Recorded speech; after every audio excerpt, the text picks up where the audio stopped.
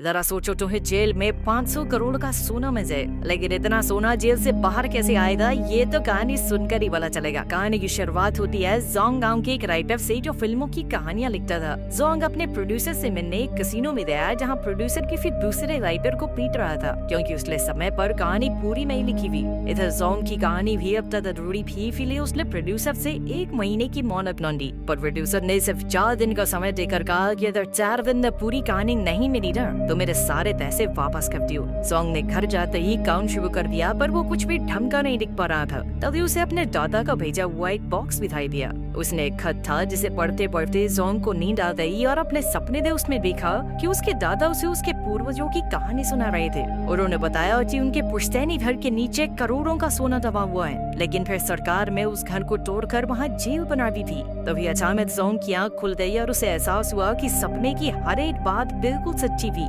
क्योंकि उस बक्से के अंदर से एक नक्शा निकला जो बिल्कुल जेल के नक्शे से मिलता था। अब जोंग ने सोच लिया कि वो कुछ भी करके अपने पुश्तैनी सोने को हासिल करके नहीं था। अब वो बस इस गरीबी की जिंदगी से बाहर निकलना चाहता था। इसके लिए उसे जेल के अंदर घुसने की जरूरत थी, तो उसने अपने पड़ोसी का लैपटॉप छत से नीचे फेंक दिया और इस टुच्ची सी वजह के लिए भी उसे जेल में भेज दिया गया। जेल में उसने देखा कि कई कैदी क्रैब नाम के कैदी का जन्मदिन मना रहे थे। फिर क्रैब जोंग से मिला और उसने बताया कि उसका भी जोंग नाम का एक बहुत करीबी दोस्त था। इसीलिए क्रैब ने जोंग को अपना दोस्त बनाकर हमेशा उसकी रक्षा करने का वादा किया। बाद में जोंग जेल में मौजूद बरगद के पेड़ के पास गया, क्योंकि उसके आसपास ये एक पुराना कुआं था जिसके अंदर वो खजाना छिपा था। तभी वहाँ एक और कैदी जोंग के पास आया और उसने बताया कि इस जेल के अंदर 2 बहुत ही ताकतवर ग्रुप्स हैं, जिनमें काफी समय से बिना बात के दुश्मनी चलती रहती है। उसने कहा कि जोंग को यहाँ जिंदा रहने के लिए किसी एक ग्रुप में तो शामिल होना ही पड़ेगा। पहली गैंग तो क्रैब थी और वो किसी भी हाल में अपने साथी की हमेशा रक्षा करते थे।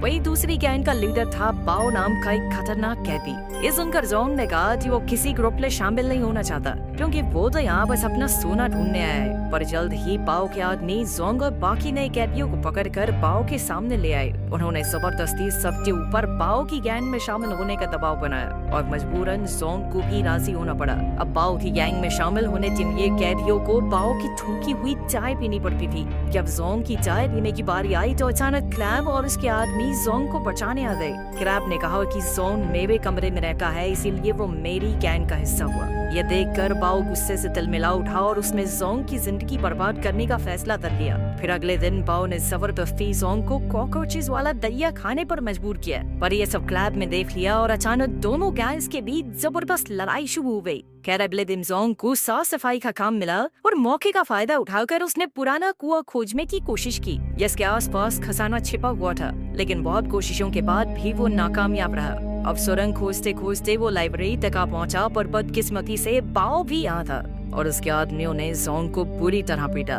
फिर शाम को क्रैब ने बाओ से पूछा कि जोंग की ड्यूटी खत्म होने के बाद भी वो अपने कमरे में क्यों नहीं लौटा था। क्रैब को शक था कि बाओ ने जोंग को नुकसान पहुंचाया होगा। इस बार बाओ ने कहा कि वो जानता है कि जोंग कहाँ है, पर ये बताने से पहले क्रैब को बाओ की ठोकी हुई चाय पीनी होगी। न चाहते हुए भी क्रैब को उसकी बात माननी पड़ी और अंत में बाओ ने उसे बताया कि जोंग कूड़ेदान में पड़ा है। जोंग कूड़ेदान में अपनी आखिरी सांसें गिन रहा था कि ऐन वक्त पर क्रैब ने जोंग की जान बचाई। उसकी हालत देखकर क्रैब ने फैसला किया कि वो बाओ से बदला जरूर लेगा। इस पर जोंग भी राजी हो गया, क्योंकि शायद दोनों गैंग्स की लड़ाई में शायद उसे स्टोर रूम से जेल का नया नक्शा मिल जाए, जिसकी मदद से वो शायद पुराने कुएं को ढूंढ पाएगा। फिर जैसे ही दोनों गैंग्स आपस में भिड़ी, जोंग ने मौका पाते ही गार्ड से स्टोर रूम की चाबी चुरा ली, पर इससे पहले कि वो स्टोर रूम खोलता बाओ ने उसे पकड़ लिया। फिर बाद में जोंग ने क्रैब से कहा कि तुम्हें मेरी रक्षा करने की कोई जरूरत नहीं है, क्योंकि जब से तुमने मुझे अपने साथ शामिल किया है तब से मेरी मुश्किलें बढ़ती ही जा रही हैं। ये सुनकर क्रैब को धक्का लगा और वो एकदम शांत हो गया।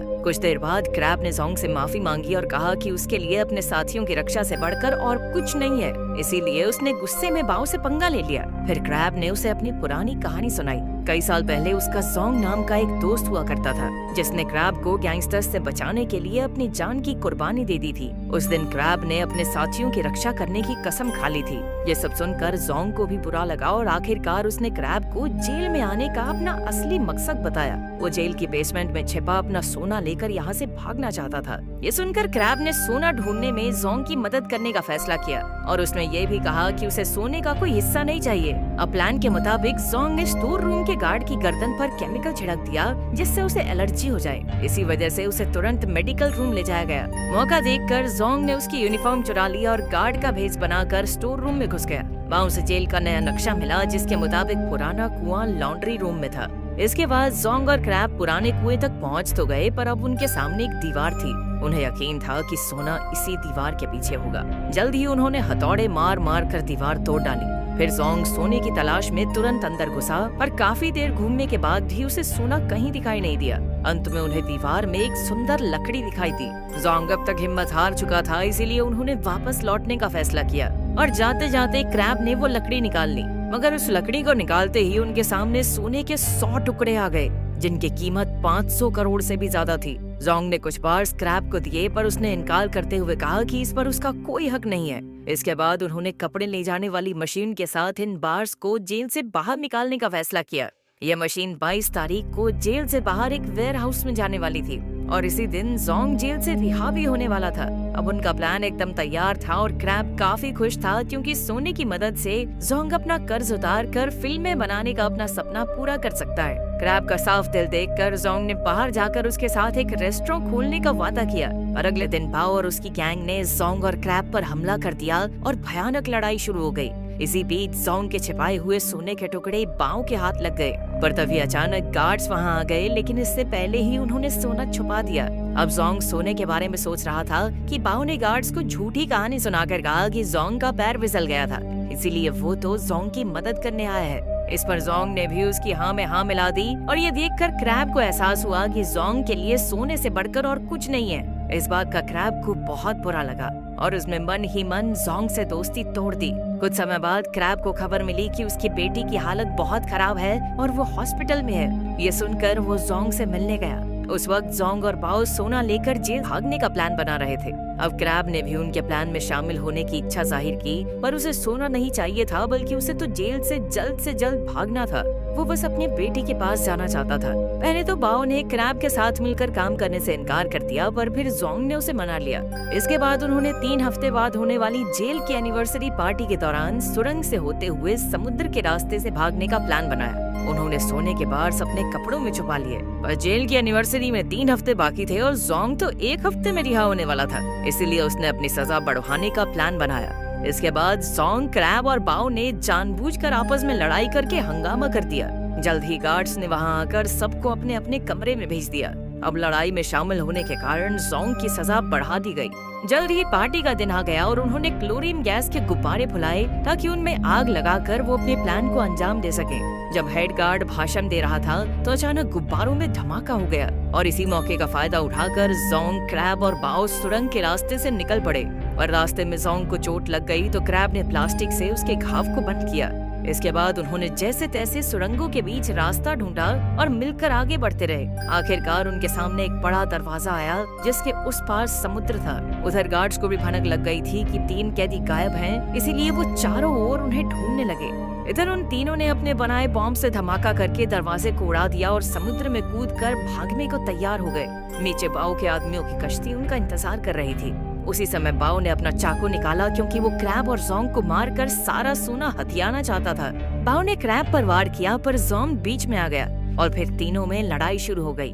अंत में जोंग ने बाओ से कहा कि तुम सारा सोना ले जाओ, मगर हमें जिंदा छोड़ दो। मगर बाओ क्रैब को समुद्र में फेंकना चाहता था।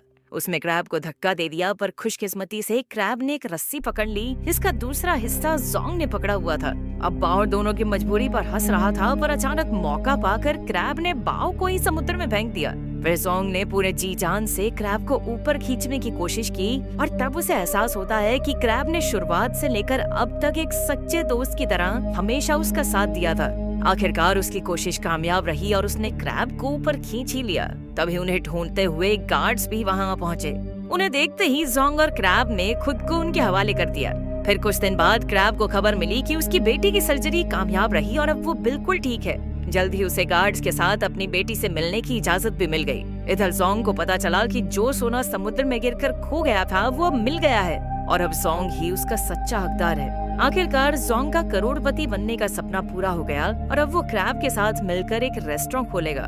भले ही सोने को ढूंढने के लिए उसे इतनी मुश्किलों का सामना करना पड़ा हो, पर इसी कारण उसे क्रैब के रूप में एक सच्चा दोस्त मिल गया था। अगर वीडियो पसंद आई तो लाइक कर देना, चैनल को सब्सक्राइब कर देना। मिलते हैं अगली वीडियो में।